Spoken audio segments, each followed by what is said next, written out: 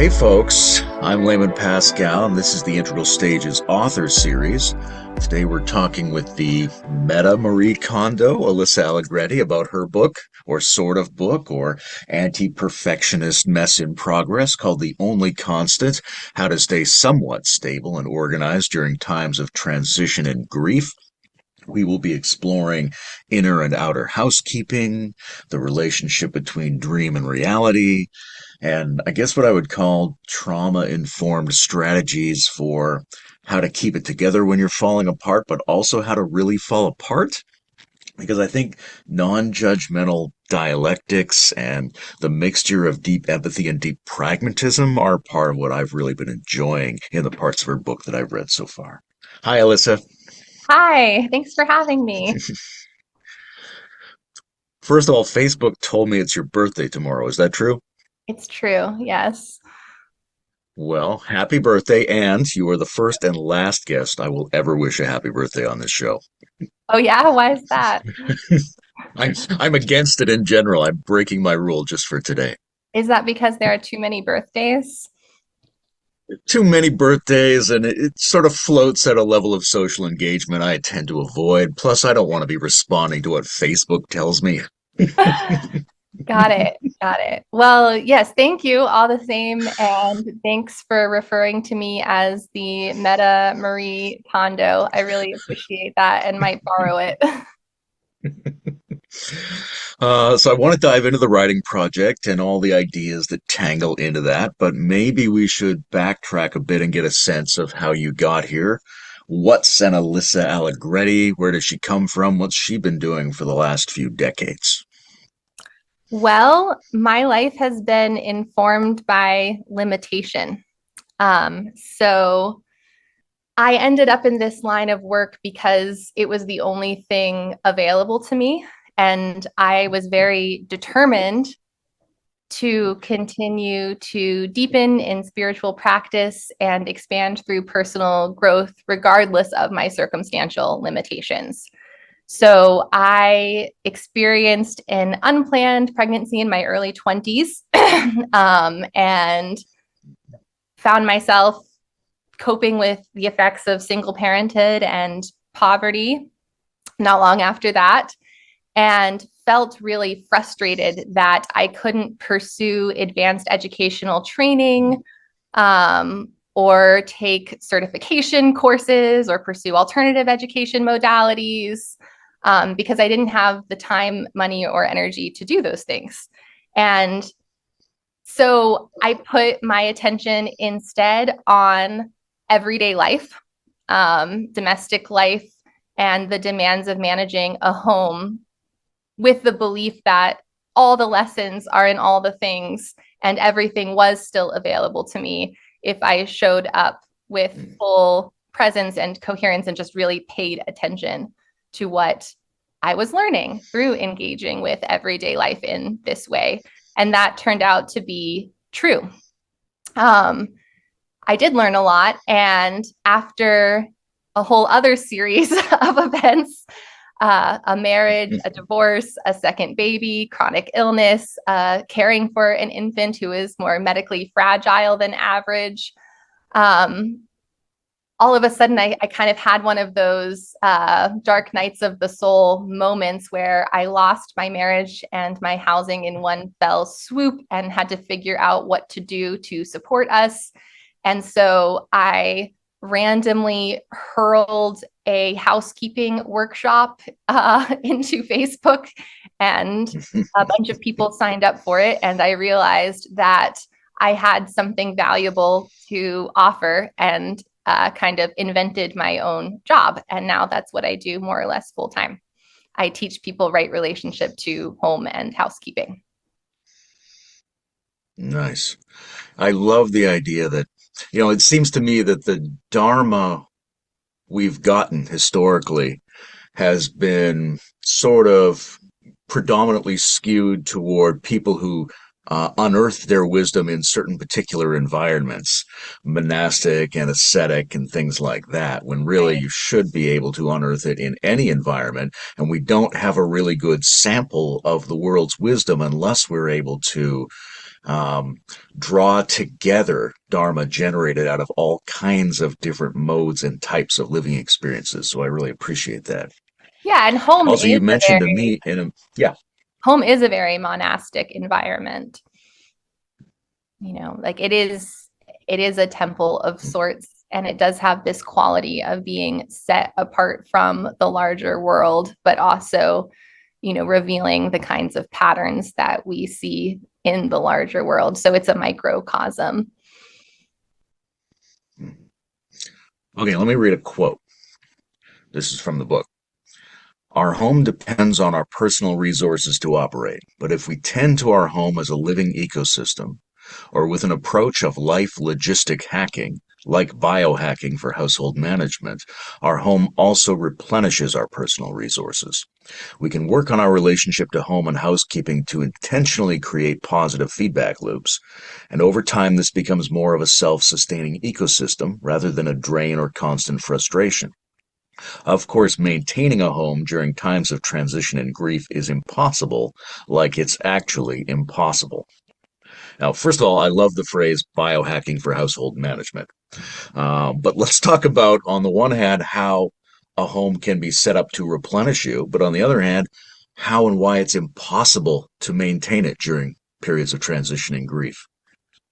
Okay, so I'll answer the first part first. It's pretty straightforward in the sense that, you pour energy into your space, and then in turn, your space nourishes you. So a home is, of course, an animate being in its own right. It's not alive in the same way a tree is alive or a human is alive, but it is imbued with our life energy.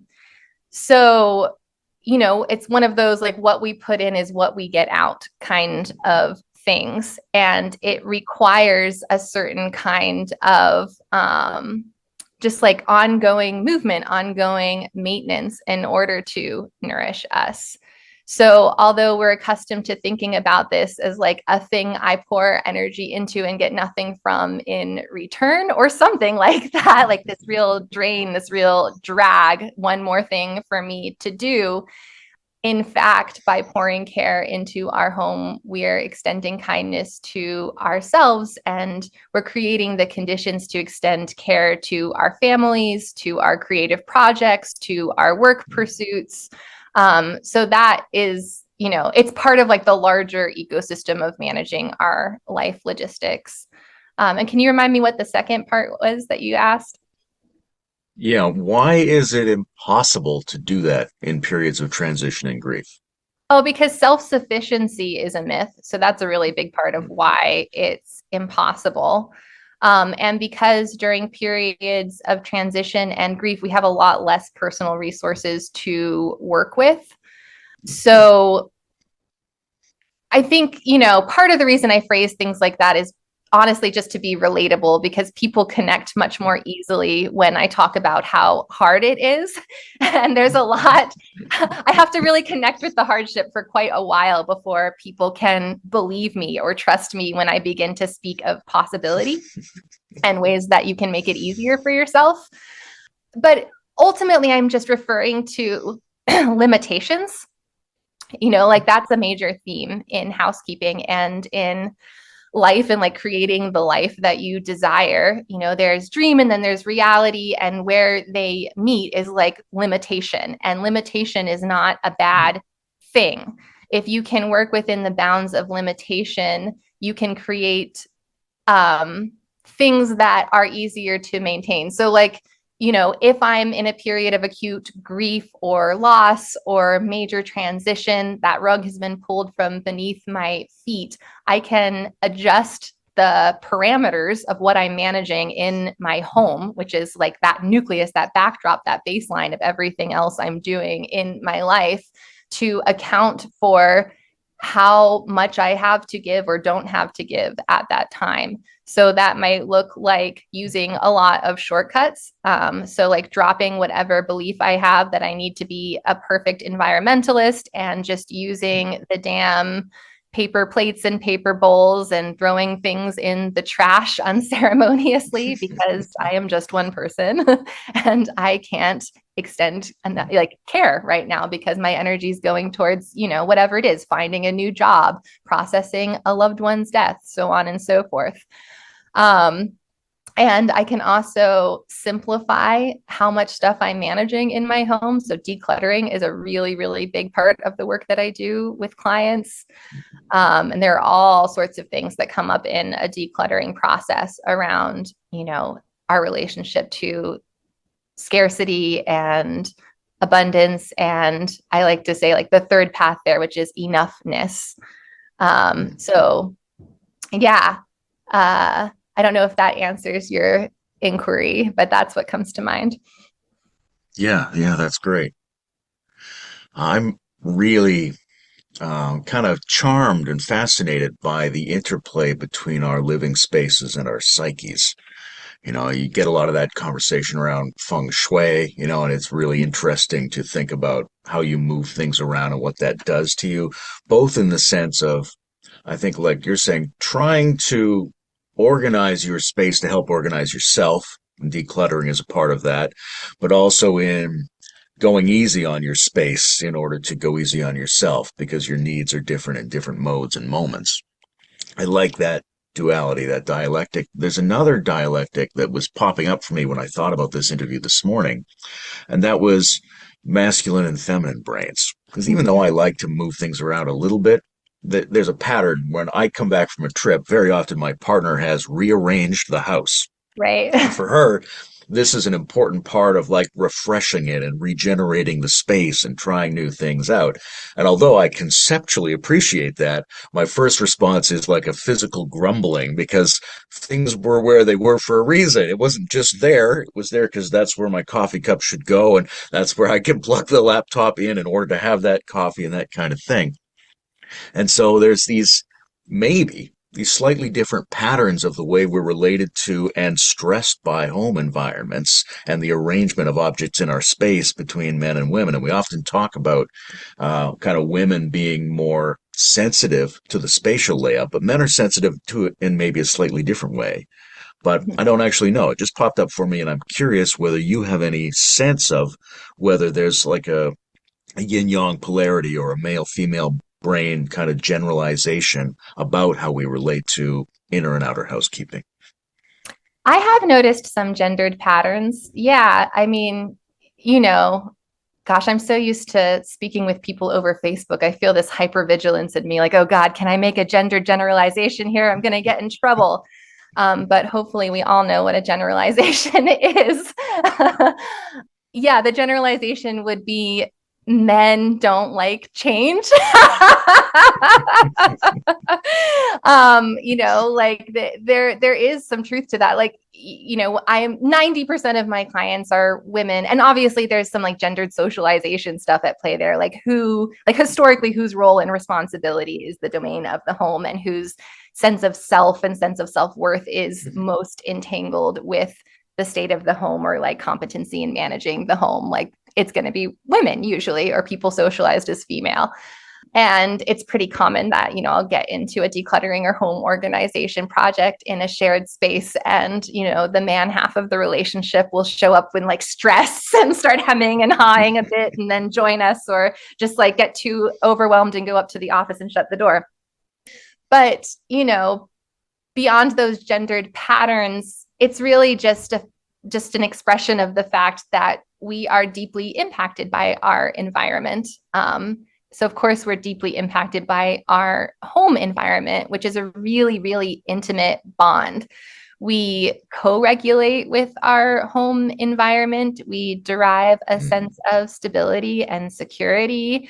The structures and items within our home anchor and inform our behavior, our rituals, our rhythms, our routines.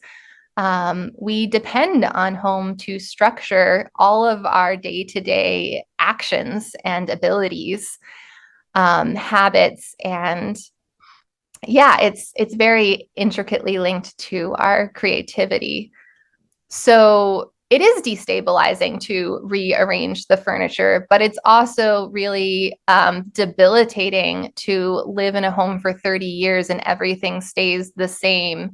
And, on the more extreme end, you never get rid of anything. So you've also got 30 years of clutter piled high to the ceiling, shoved in every nook and cranny. And this is very much a metaphor, right? Like you're shoving things in the attic. It's like you're subconscious and you're shoving things in the basement. It's like your unconscious mind. And so when you are moving things around in your home or clearing things out of your home, it very often has a similar effect on your internal process. So you're like rearranging the furniture within yourself or within your marriage or within your family, right? So you don't have to necessarily get a divorce or move house, but you do need to like imbue the space with aliveness again, because when things stop moving, growth doesn't happen. And if things are moving all the time and there's too much change, then we can never find our footing.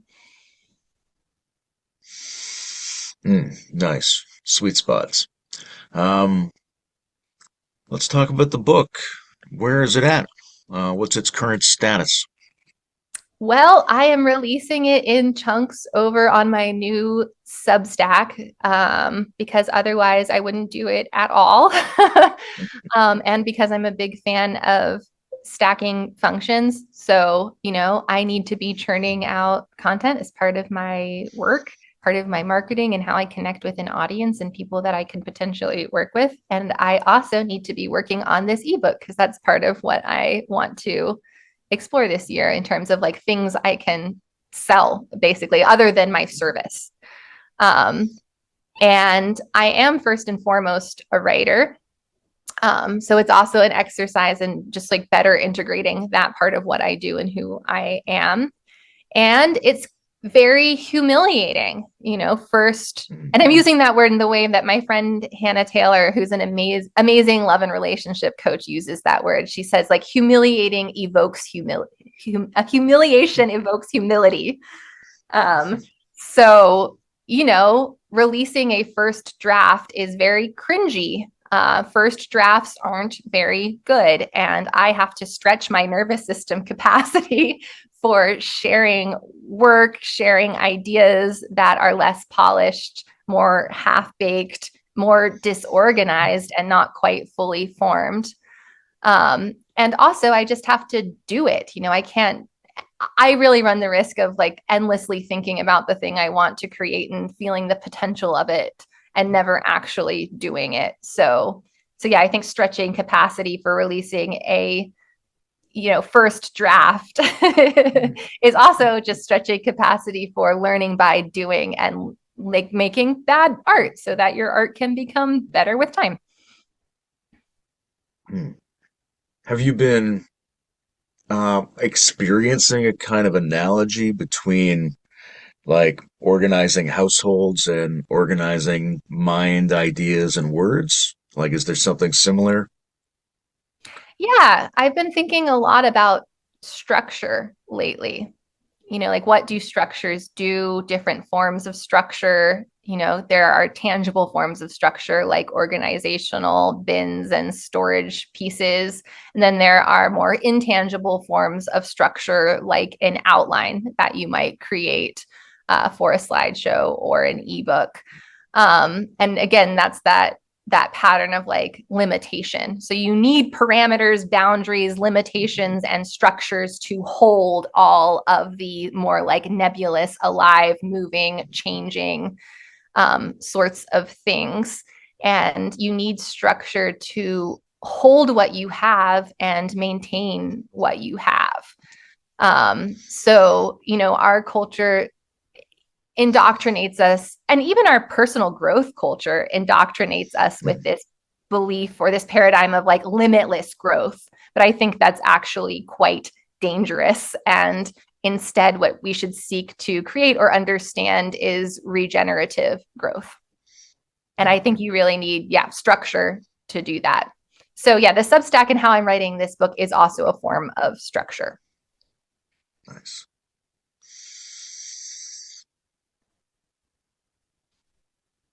I'm hearing a lot of the need to creatively affirm and embrace limitation in what you're saying.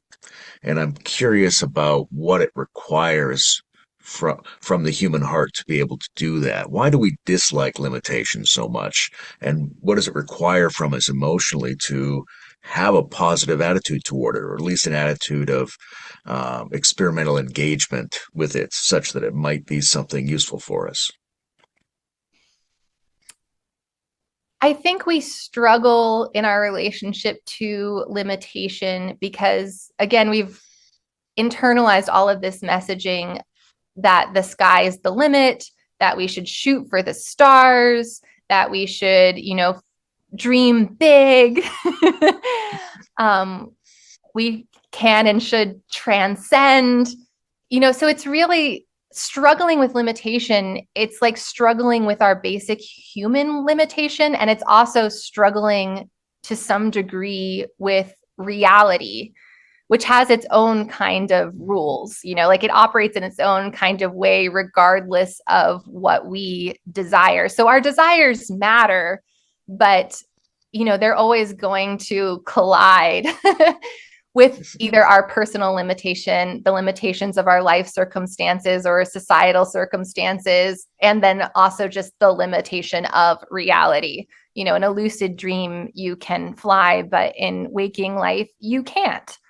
And instead of experiencing this as frustration, I think we can practice experiencing it as tension or friction.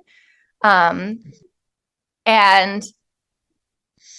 it's sort of like how when you're raising young children, you create a small world for them to experiment with conflict, to experiment with their own creative impulses. And it's like a controlled setting, right? And that's really important for young children. It's developmentally appropriate for them. Parents need to create conditions that are developmentally appropriate for them to experiment, and adults are no different, but it's more like God or the universe or reality is providing us with that limitation. And knowing and honoring limitation is also how we can prevent dissociation, spiritual bypassing, crashing and burning, constantly cycling through peak experiences or reaching for peak experiences, and then not really knowing how to handle the come down. So it's sort of like self-regulating in a way. That was maybe a bit rambling, but hopefully you're following me. I think so. I think so. What else? Years ago, I had this phrase in my head, "faux which is French for like a false birth, but also like a false ignorance, a pretended unknowing. Mm-hmm. And it came up for me when I saw this little old lady was crossing the middle of the street in this town in British Columbia that I lived in. And there was a truck driver, and he had to brake his vehicle to let her go. And you could see him doing this elaborate performance inside the cab of his truck and saying, like, "What the hell?" And he was demonstrating confusion, but clearly he wasn't really confused. There's nothing confusing about it. It's just that his process, his pattern was interrupted. And he treated the disruption as if it was inconceivable, when clearly he understood and could conceive what was happening. And I was thinking about that when I read a line in your book about how people feign surprise when destabilizations arrive. Yeah. And I'm very curious about this process because we know we're going to get destabilized, but we pretend and live like we're not going to, and then we act like it's a confusing insult when it happens rather than a completely anticipatable part of reality. What's going on for people when we need to act like we're shocked by being disrupted? It is a very curious thing because everything cycles, like cycles. It's like cycles within cycles within cycles. In the home, it's cycles of order and chaos, yet people will bemoan that there's no point in cleaning the house because it's just going to get messy again, which I poke fun of a lot because, if you really sit with that, like there's no point in cleaning the house when it's just going to get messy again. That is insane. It's actually insane. It's like saying there's no point in enjoying the summer when winter's just around the corner. There's no point in taking a shower because I'm just going to have to take a shower again. There's no point in writing the first draft of this book because it's not going to be any good. So I don't know why we believe that there are these like magical points of arrival. And from that point of arrival, somehow we can get around the fact that things will cycle back into hardship or chaos or loss again. I could theorize about why that is culturally, but yeah, when you accept the cycles, it feels a lot less personal. And there's just like this capacity that develops to not always enjoy necessarily, but at least accept life for what it is.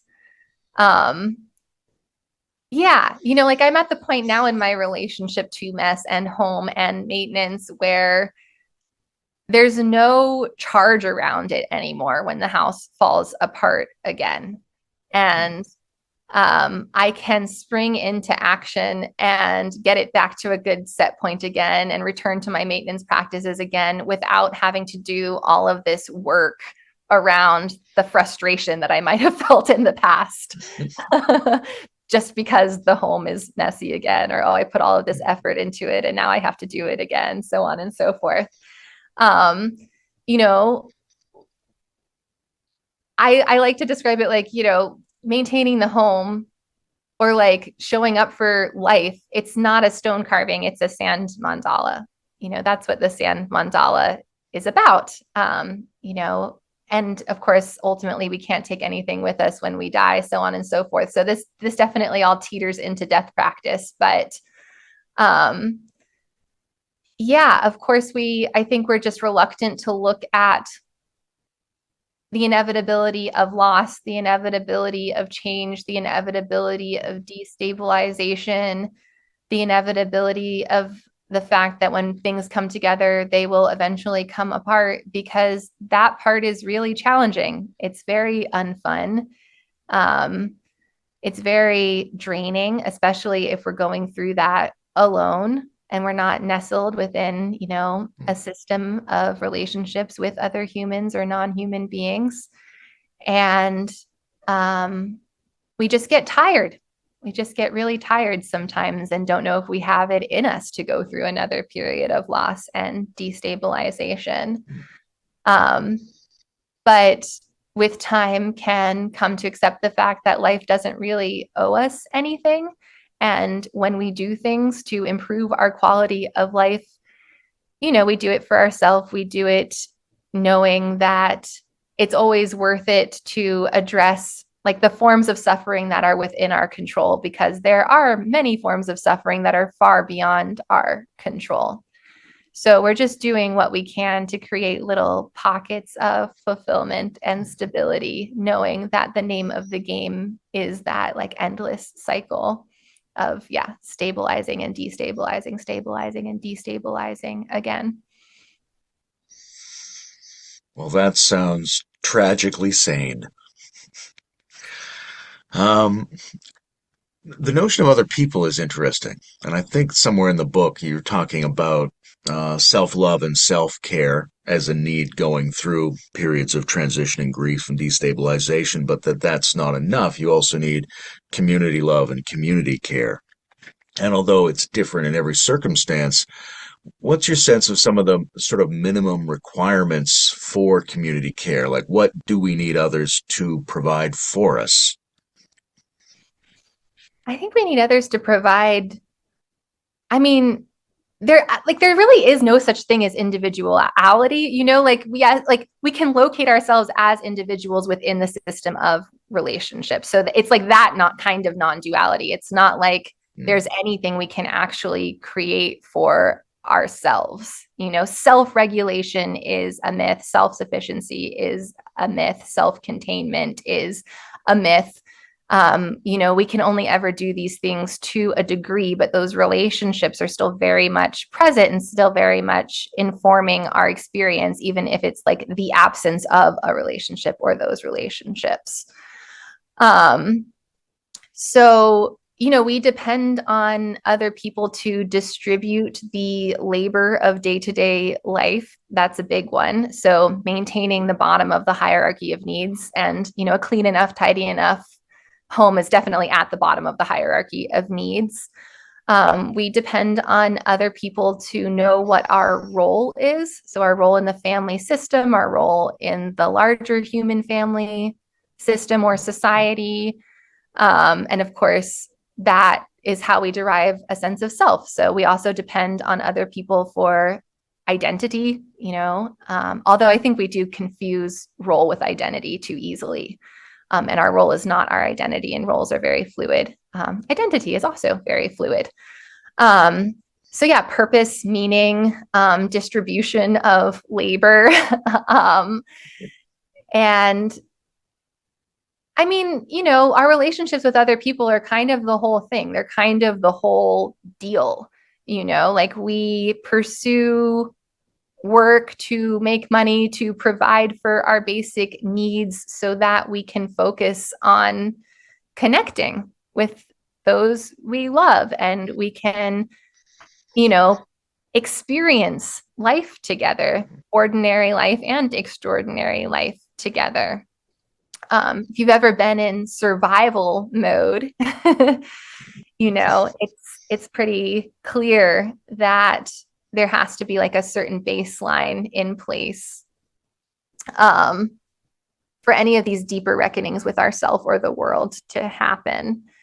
I don't know. I guess when I wrote that, I was just poking at the fact that a lot of personal growth rhetoric is centered around the self. And it's just never going to be enough. Bubble baths are never going to be enough. Having my home in order is never going to be enough when I'm dealing with chronic touch starvation. Completing a creative project or pursuing a meaningful career is not going to be enough if I don't have peers and colleagues to cross-pollinate with or celebrate with or grow alongside. It's just a really important part of the system, those other relationships. You can't do it without that. And part of the reason we're all struggling, not just in our home, but in every other area of life, is because of that myth of self-sufficiency. So the flip side of that, even though we are um, parts of a more generalized intersubjective being, is the position of being an other to someone who's going through um, a difficulty, an insufficiency, a destabilization, something like that. And I'm curious about what are the principles by which people can be good community supports for each other? Because it seems to me there's a lot of helpfulness going on in the world. There's a lot of interference that disguises itself as idealistic support. How do we support people well? Yeah. So when you say like unhelpful help, I'm imagining the meddling mother-in-law trope, right? Like she shows up and like to your house to clean it for you while you're out of town, and then ends up reorganizing and rearranging all the furniture. And she's quote unquote helping you, but really she's doing that for herself and because of her own anxieties and her own judgments about how your home should be. And when you return from your trip and find that she has done this to your living space, it's like, shit, that was spectacularly unhelpful.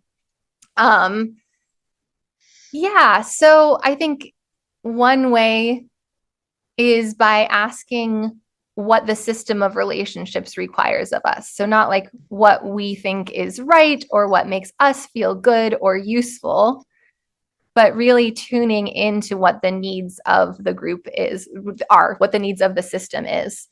And tuning into like where you're called to fill a role or niche.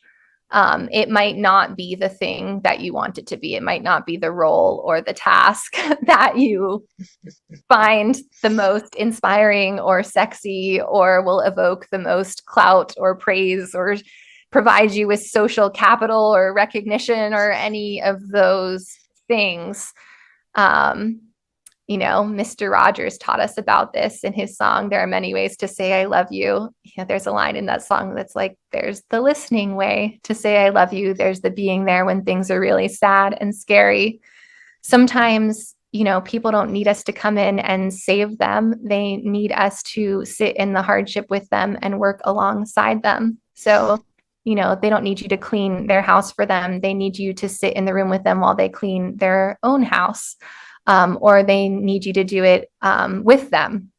And I think also just recognizing that, resources extend beyond material wealth. If you're a well-resourced person when it comes to how many relationships you have, how much physical health you have, how much physical energy you have, like that's a different kind of wealth that you can distribute to people you care about or people in your community who don't have a physically able body, who are struggling with chronic fatigue, who are really isolated, and could benefit from you inviting them over to your house and introducing them to people. So like sharing the wealth of human relationships, making those connections. Yeah. You mentioned just now the possibility for the helpers that the most helpful role might not be the sexiest helping role. And you also use the term unsexy numerous times in the writing in a very fun way. And one of the times you use it is to describe unsexy mindfulness practice Mm-hmm. as a basic part of all this. And I'd be curious to hear what your general meta-aware practice instructions are. What is doing mindfulness practice as an exercise from your point of view? Presence is part of it. That's kind of like step one is, so treating housekeeping like a mindfulness exercise, a lot of what I'll lead clients through in the beginning of a session, for example, is just rooting yourself in the physical, tangible, material plane of reality, because that's very easy to forget. It's very easy for me to forget, certainly. That's part of why this was such an impactful thing for me to do, because I was in my head, in the daydream rather than in waking life. So yeah, deep presence, and then just paying attention. That's what mindfulness means, or meta awareness means. These terms, mindfulness, meta awareness, they can carry such weight. They feel so lofty, but it's really not hard.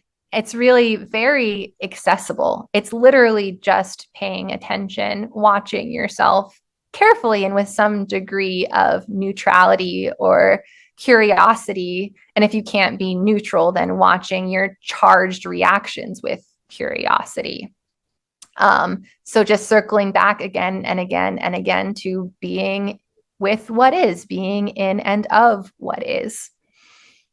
And it's unsexy because it's not like you have to go to an ayahuasca retreat to do this. It's not so much of like spiritual experience in our culture is in this space that is set apart from our everyday life. But it doesn't have to be like that. It is available to us in any given moment and in anything that we do. And yeah, I find great comfort in that. And I hope others find comfort in it too, because yeah, there's nothing you need to do really to like prepare or seek or go on a journey. You just need to do life and pay attention.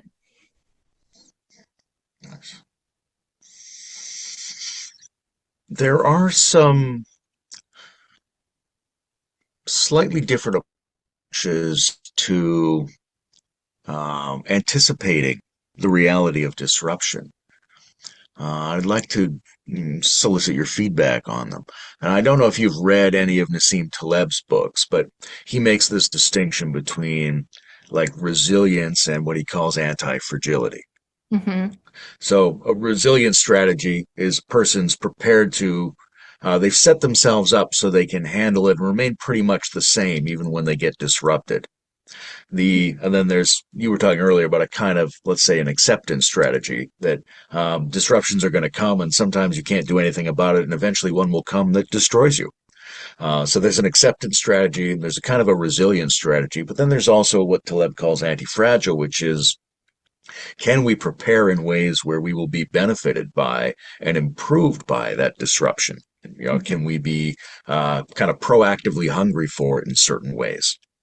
And I'm curious how you feel about those sort of three slightly different descriptions of acceptance and resilience and proactive anti-fragility. Yeah, I mean, I think resilience is the byproduct of learning how to keep stability where, or keep or create stability where and when you can. And I do think that we develop resilience through not just experiencing and surviving hardship, but through really metabolizing and integrating hardship. Resilience, it's like this grit that we develop through radical acceptance and through understanding our capability and also understanding our hard limits. Everything feels very impersonal when you've been through that over and over and over again, because you get a sense of like what I can do and what I can't do, and what I can do under these circumstances and what I can't do under these circumstances. What is my shit and what is not my shit. And sobriety is also a word that comes to mind when I think about resilience and how we develop resilience. I no longer expect others or the world to be anything other than who they are or what it is. Yeah. So what were the first two? There was acceptance and something about non-fragility. Anti-fragility is his word, yeah. Anti-fragility. Yeah. Yeah. What do you think about anti-fragility? What does that mean? Um, yeah, there's a bunch of different kind of like mathematical and investment strategies that go along with it, but I'm really interested in the emotional disposition of how well I can set myself up to um, go through disruptions in a way that's profitable somehow for me. Like when I undergo emotional pain, what can I do in that moment so that I don't just go through it? I want to at least go through it, but I also come away with something. I come away deeper. I come away with more understanding. I come away with my insights more integrated or something like that. I feel like life uses this strategy a lot somehow. Like the fact that life has thrived on this planet isn't because it knew in advance what was going to happen and set up a perfect model. It was somehow able to keep going, not just despite disruptions, but almost because of them. It has a way to absorb and internalize up to a certain point disruptions, or exercise as well is a good example, where if you just live your normal life, your body breaks down at a certain rate. But if you deliberately distress it and overload it within a certain amount, then it becomes heartier, again, up to a certain point. So we've got this wiggle room to apply strategies where we lean into distresses in certain ways. Mm-hmm. Um, yeah, so I'm always very curious about that. I associate it with Gurdjieff's work around intentional suffering and things like that, if you're familiar with that. Uh, Yeah, seedlings for your garden that are raised indoors are often weaker than the ones that you just plant straight outside, who develop, like the strong roots that keep them planted as the wind howls, so on and so forth. This is definitely part of how reality operates. And of course, there are death and life cycles here too. So from death, new life emerges, so on and so forth. I mean, you know, life is going to kick our ass in this way. Um, so, you know, you're allowed to like show up for basic care tasks regardless of how life is kicking your ass. This is something I learned when my youngest baby was in the hospital. You know, he was very close to death. I didn't know if he would be okay. There was nothing I could do about that. You know, he was either going to die or he wasn't. And I would have these moments, you know, where I could sit under the tree in front of the hospital and look at the mountains. I live not far from Asheville, so the hospital here, you're surrounded by mountains, thankfully.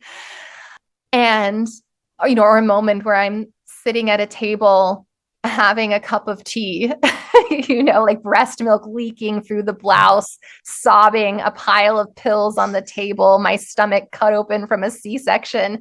And I would just have these moments that I could create for myself of peace and acceptance and contentment, even in the midst of that kind of hardship. And I realized that, you know, I'm not doing myself or anyone else any favors by like dropping all the plates, dropping all the balls, letting myself be consumed by resisting things that I can't control. Like I can still make the coffee in the morning. I can still make the bed. I can still put on clothes. I can still have the tea. I can still sit beneath the tree, you know, under any circumstance. And that is part of how I resource myself and rebuild, and part of how I create something new again. How do you get that balance right? And it'll never be perfectly right between understanding what we can't control and therefore not resisting, and on the other hand, understanding that we may be able to control more than we realize if we marshal our efforts in certain directions. If both of those things are true, how do we live well under that condition? The framework I like to use is I can adjust the dials on self-compassion and personal responsibility. Oh, and I do want to add, like, sometimes you will get completely destroyed and just be a puddle and be lying in bed and be completely non-functional. Like, of course, that can also be part of the cycle. I'm not like advocating like bootstrapping or, you know, like putting your best foot forward when you're like actually incapacitated. But yeah, so you can adjust the dials on personal responsibility and self-compassion. If we have too much self-compassion, we can collapse or fall into complacency. And if we have too much personal responsibility, then we can become very like controlling, contracted, or, you know, fall into undue self-blame or self-compassion can even, you know, too much self-compassion when it tips into complacency can become blaming others, you know, blaming the system, so on and so forth, in ways that aren't actually conducive to helping ourselves or anyone else around us. So yeah, if you kind of experiment with playing in the extremes, and I do think a lot of humans have to play in the extremes as part of their learning process, and just knowing that that is what we are doing to learn can be really helpful, because sometimes we play in the extremes, we don't know that we're learning, and we'll just like waffle between extreme states or extreme ways of being and seeing over and over again, and it's so exhausting, and, you know, I'm the worst, and then I'm going to cycle into being perfect, so on and so forth. The third path, once you kind of experiment and adjust those dials enough and understand how these things work within you, the third path is something like autonomy, you know, creative agency, and really seeing how much I can get away with creating what I desire, securing what I desire, and then creating the structures and conditions to hold and maintain what I secure for myself.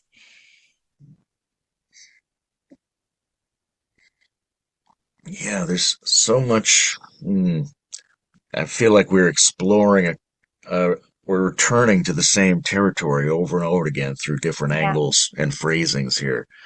It's bringing up a few things for me. I think part of the sensibility I had as a child that led me toward spiritual practice, in part, was this sense of not wanting to be a being with needs, wanting to attain some realm or state in which that wasn't going to be the case.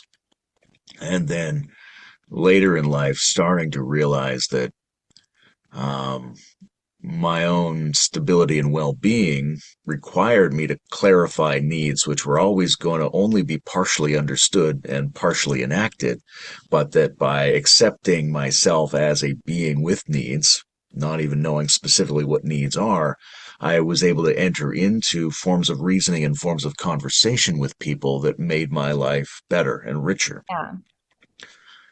I guess in your book, there's a little bit of touching on the relationship between spiritual bypassing and victim mentality around this.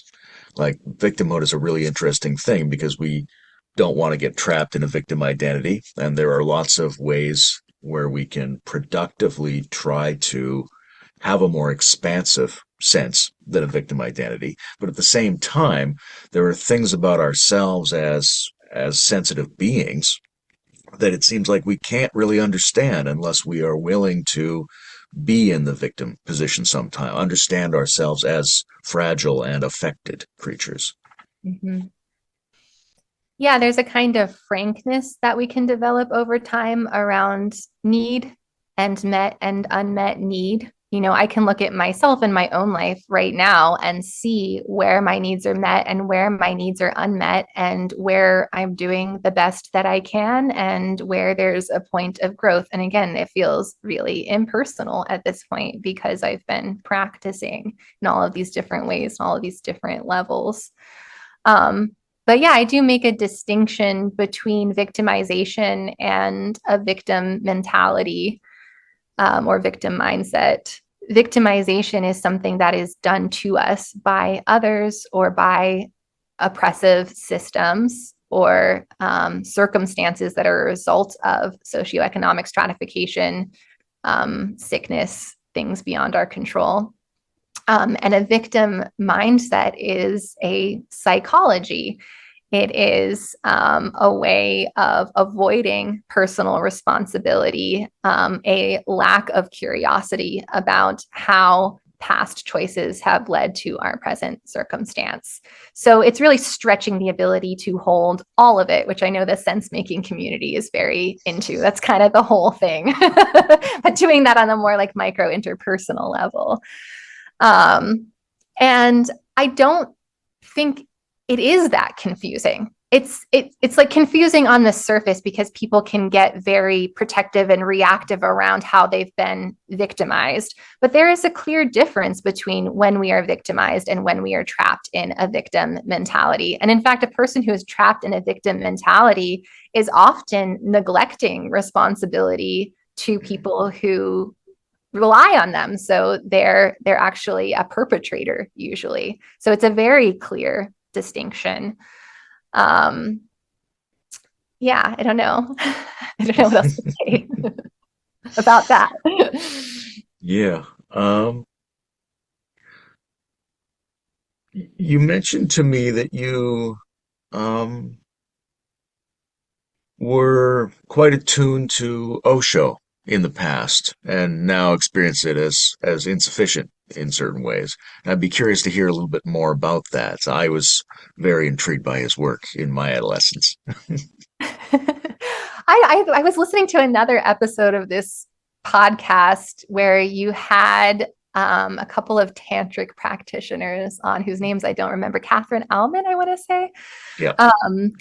Yeah. And it was just like this funny kind of throwback because Osho was one of my early spiritual teachers. And like, just I read the books, that like whatever organization exists around his work currently was publishing at that time, and had no other context for who he was or what he was doing. That documentary Wild Wild Country had not come out yet.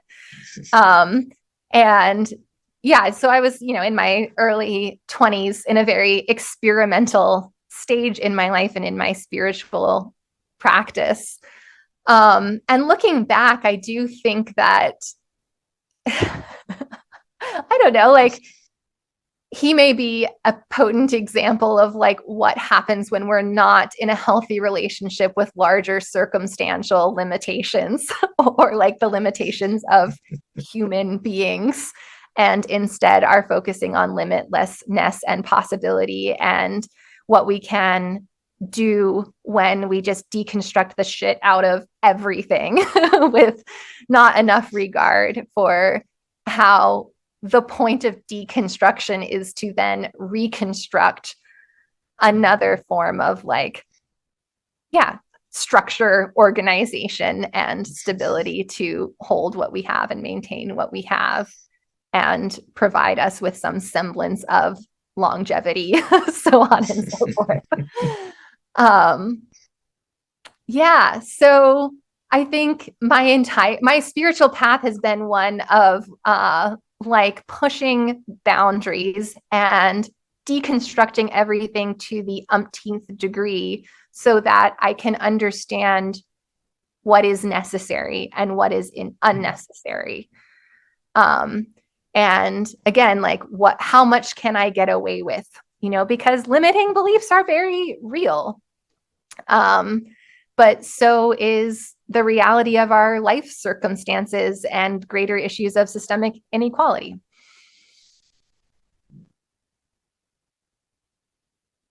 Is it,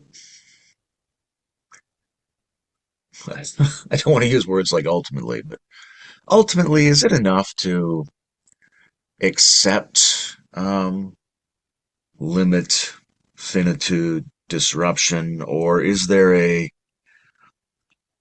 something on the other side of acceptance, like um, joyous affirmation? Is there a kind of a potential for human beings to live in such a way that we not only accept the freedom we have in limitation, but we experience that as more valuable than being unlimited? Yeah. Yeah, I think so. I mean, it's ultimately, ultimately, this is about accepting our mortality, right? Like the sort of finite nature of life and those cycles of life and death and life and death and life and death. So I do think that we can find like peace and satisfaction and um, maybe some kind of joy or the ability to be in the exquisite pain of aliveness, you know, aliveness in all of its horror and beauty. Like the fact that my child was close to death, or like I've watched someone lose a child to death, is what allows me to cherish my children, right? It's like that kind of thing. And yeah, I do think we're in a spiritual crisis of sorts in the Western so-called first world, in part because we're not as cozy with death as we used to be. It used to be common that everyone knew the pain of losing an infant, but when that was a possibility in my life, it was like affronting and almost a personal insult to think that I might not be spared that pain, because it's less common now. So we can certainly experience gratitude for any potent reminder of the fragility of life. Fragility is not a bad word. We don't need to be non-fragile. We need to be self-responsible. We need to be curious. We need to be, willing to accept what is, but we don't need to be non-fragile. We need to acknowledge how fragile we are.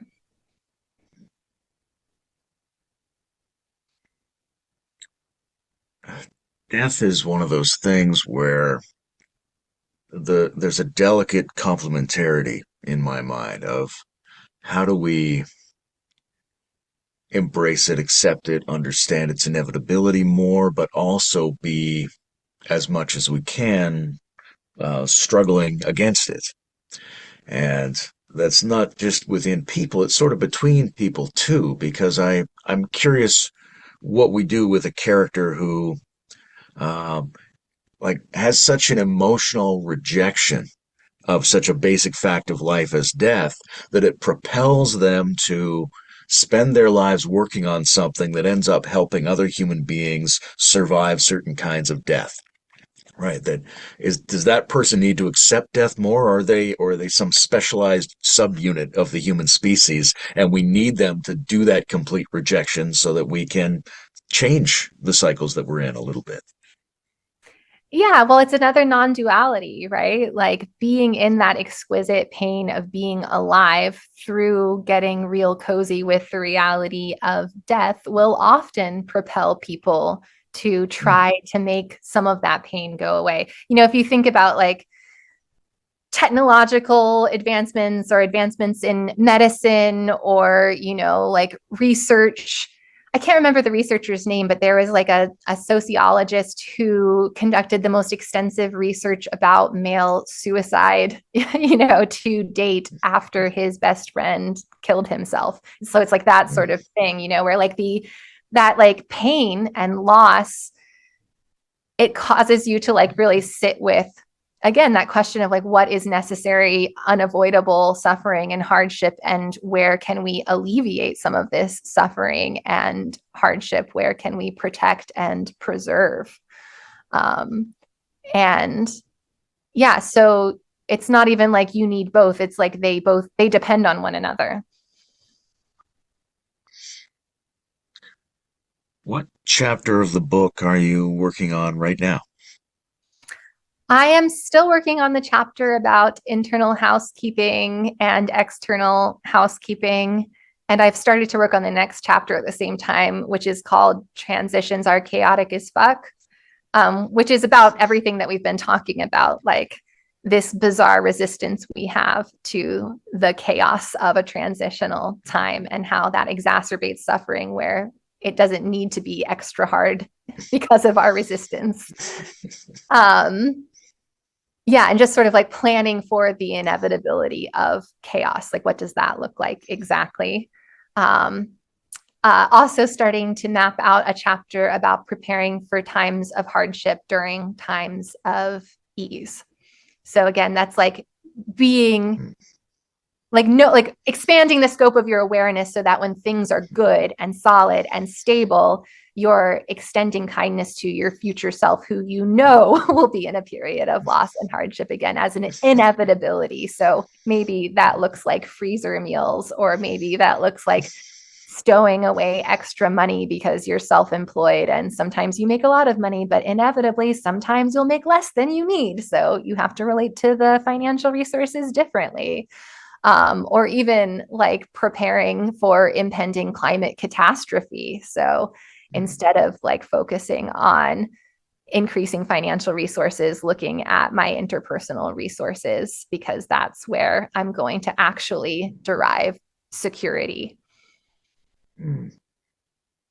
Yeah, that one's an interesting one, sort of going beyond the um, position of the person and the household within a relatively stable civilization system to the possibility of the civilization system becoming disrupted in various ways.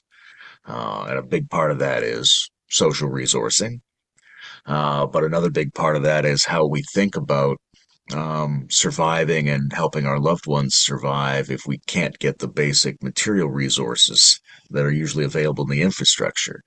How do you think about that in terms of heat, in terms of water, in terms of food, and all that kind of stuff as something we ought to be preparing for in times of ease? Yeah, I mean, it really feels so far beyond what I can hold. That's only a question I can hold in community. And I'm very much counting on the fact that I don't have to have all of these answers or know exactly what to do, because when shit hits the fan, I will be able to depend on the people around me and trust that we each have our own unique gifts and we have our own, roles to fill. We each have strength, we each have weakness, so on and so forth.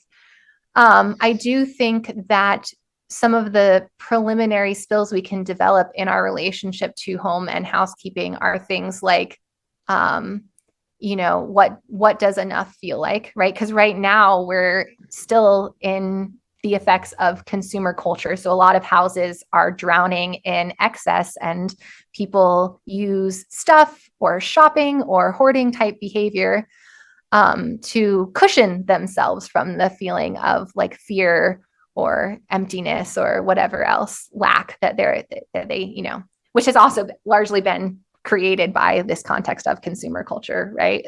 So you can like develop these preliminary skills of like stretching nervous system capacity for letting go through decluttering, understanding what it feels like to have enough, understanding that there is a difference between excess and abundance. Yeah. What else? I think too, just like starting to pay more attention to how divorced our work is from our survival. And the effect that has on us, like there's something when I was living in an RV with 2 kids and, I had all of these problems. We didn't have clean water. We had a composting toilet. We kept losing electricity. I'm not the only person to have this experience, of course. Like anybody who like has like the grid life taken from them suddenly, it's so immediately noticeable how distorted my relationship to work is, how distorted my relationship to survival is, because there's like this degree of separation. We work for money and then money pays for grid life conveniences. We're not like weaving the textiles to sew our own clothing. We're going to H&M every time we feel bored to purchase a poorly made garment that was probably produced through slave labor in some other country, so on and so forth. So when I was living in the RV, I'd have all of these experiences of like going to the spring to fill our water jugs and bumping into other people in my community who were also filling their jugs for various reasons. Maybe they were poor like me, or maybe they were trying to live their off-grid fantasy. So this was their dream. And people would place offerings at the spring and children's drawings and things. And I just like stand there filling my jugs, weeping because I realized what a messed up relationship I had to water, the spirits of the water, and how that convenience of just turning on the tap to wash my dishes had divorced me from this really fundamental, really important human experience of like reliance on the earth. And I would not recommend it. I will never live an alternative lifestyle again. I am thrilled to be able to wash dishes in a sink again. I cannot believe I have like a washer and a dryer and trash removal and reliable internet. I'm never going back. But I'm glad I had that experience. And so it's definitely worth it to just like look squarely at the fact that we're not only not prepared for collapse, like on a systemic level, we're not prepared for it within ourselves. We don't actually have much capacity, not only to tolerate like not having conveniences, but we don't have much capacity for fulfillment or ease. We don't have much capacity for reckoning with the fact that we have enough as it is, because some part of us knows there will be that impending loss.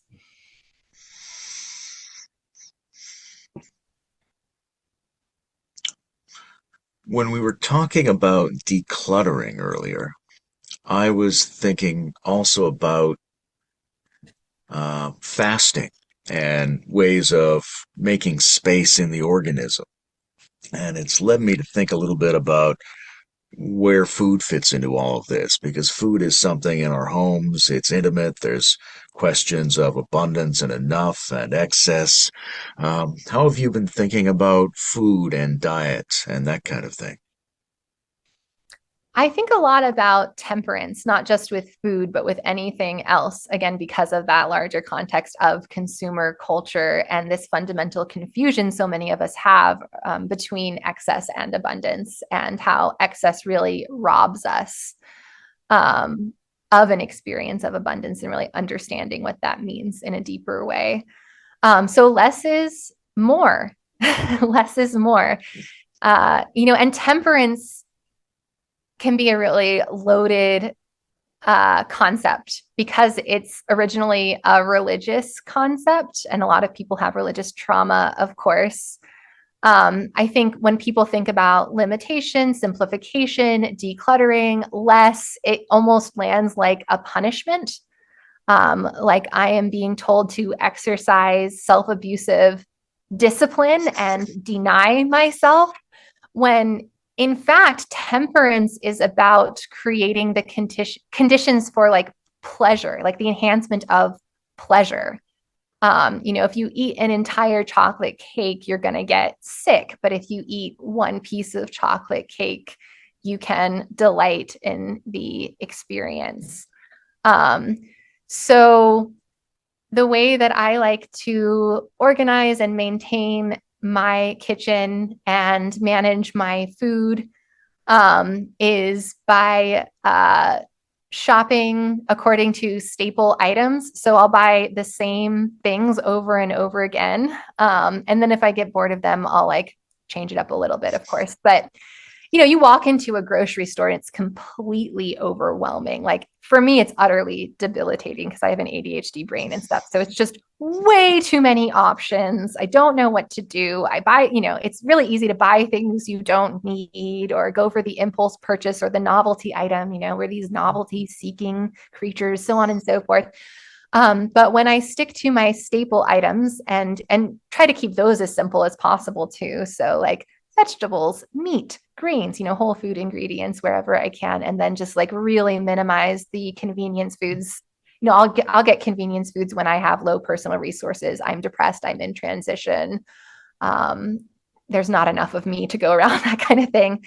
But otherwise, just sticking with the basics and then seeing how creative I can be with just a few options available or the same options every single week. I think this is kind of a more, I hesitate to use the word natural, but a kind of a more natural way to engage with food.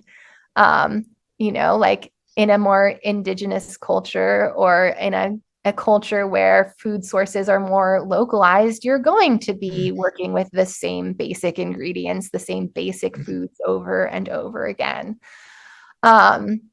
And it's just a lot less overwhelming, like I don't have to make an elaborate meal plan and then write down the shopping list and then go get the ingredients. And then I have all of these ingredients I don't use because it was just for one recipe and I don't know how to use them otherwise, Instead, I can reverse meal plan based on what I have and how much energy I have that night. And then I also try to keep the visual clutter to a minimum in my pantry, in my cupboards, and everywhere else in my kitchen. So like remove things from the store packaging whenever I can.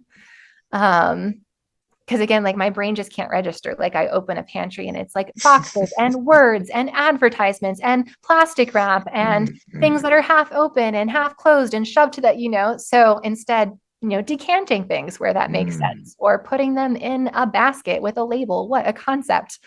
And then I can see exactly what's happening when I open the door, and keeping all of the surfaces clear.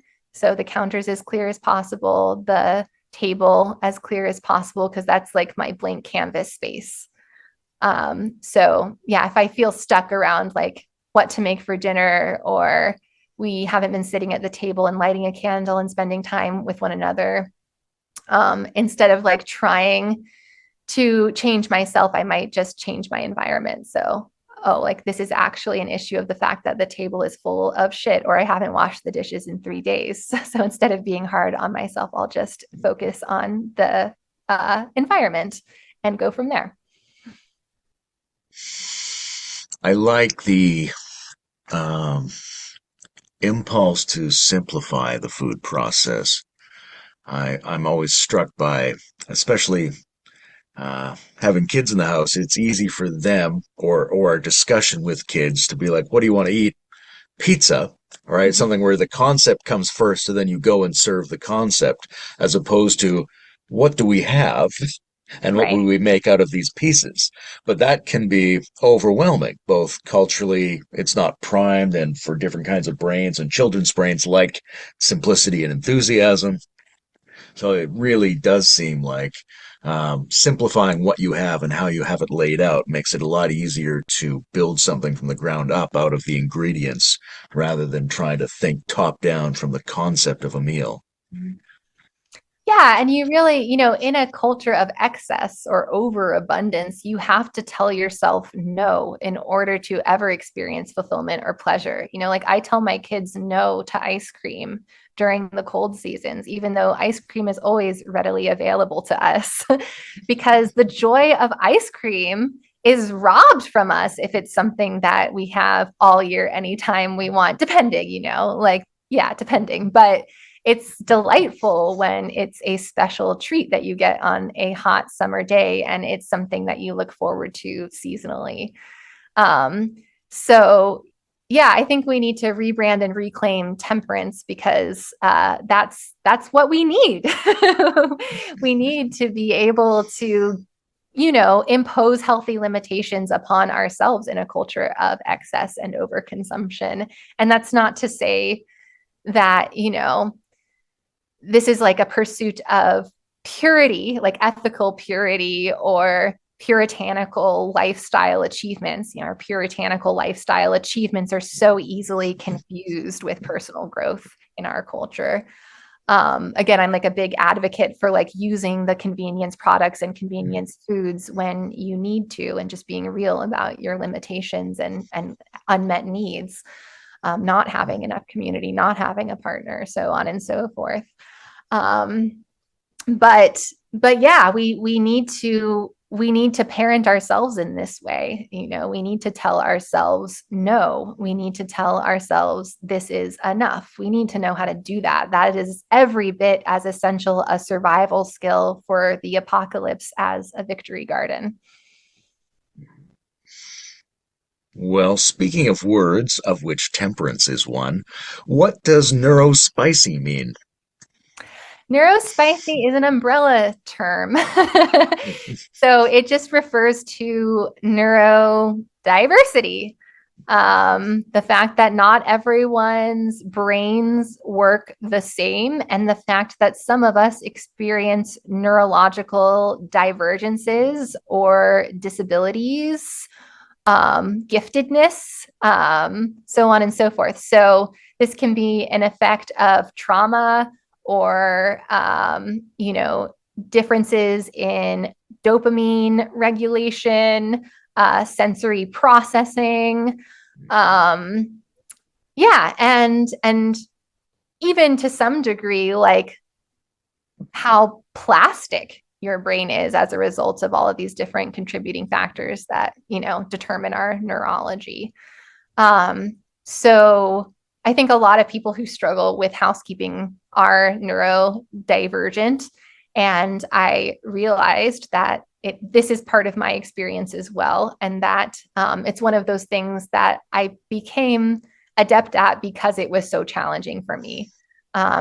People who, it's like, what is neurotypical? I don't know. It's a meaningless concept ultimately, but people who have a more neurotypical brain can look at a dirty kitchen and know exactly what to do, whereas someone who has some kind of neurospiciness, like they literally don't have the executive functioning to know where and how to begin with addressing the messy kitchen. So the approach is going to look different, and it's going to require more effort and tools to complete, quote unquote, basic tasks. And do we therefore think of neurotypicality or some kind of conventional mode as like neuroblandness? I don't know. I don't know. It's like people who don't have executive functioning issues might be one way of putting it. Um, yeah, you know, but like neurodivergence is of course a real gift, to be a divergent thinker, to like have to understand how something works is a real gift to our community, even though it's a real pain in the ass for ourselves. Well, I'm out of questions. Is there anything else you want to talk about, or should we wrap this up? No, I think let's wrap it. Okay, this has been terrific. Love your phrasing, love your energy, love your attitude. Been very happy with this discussion, and again, I'd like to wish you a happy birthday.